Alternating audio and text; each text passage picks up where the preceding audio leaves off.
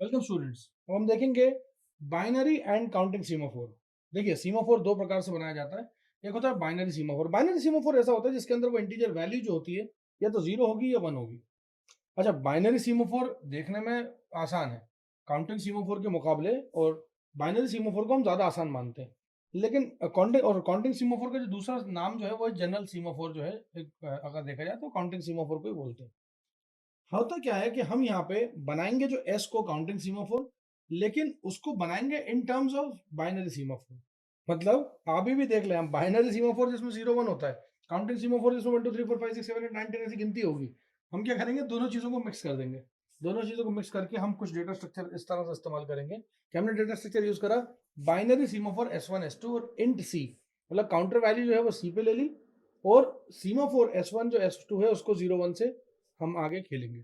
मतलब यहाँ पे इनिशियली अगर मैं S1 को 1 बोलता हूँ तो S2 को 0 बोल दूंगा। आप समझ रहे होंगे कि मैं आगे क्या करने वाला हूँ। आगे इसको चेंज कर दूंगा, हो सकता है मतलब S1 को 0 कर दूंगा तो S2 को 1 कर दूंगा। यहाँ पे जो वैल्यू ऑफ इंटीजर C है इसको इनिशियलाइज किया जाता है, और इनिशियलाइज करने के बाद इसको बोला जाता है कि तुम भैया काउंटिंग करोगे। मतलब जीरो, वो इधर 0 1 0 1 1 0 0 1 1 0 0 1, वो ऐसा होता रहेगा S1 S2।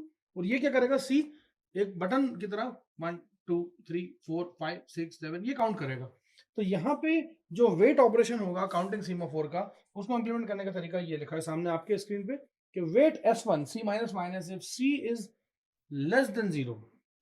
अगर लेस देन 0 है, C की वैल्यू जो है वो कम है 0 से, तो आप क्या करेंगे, सिग्नल S1 और वेट S2। और एल्स अगर C की वैल्यू ज्यादा है तो सिग्नल S1।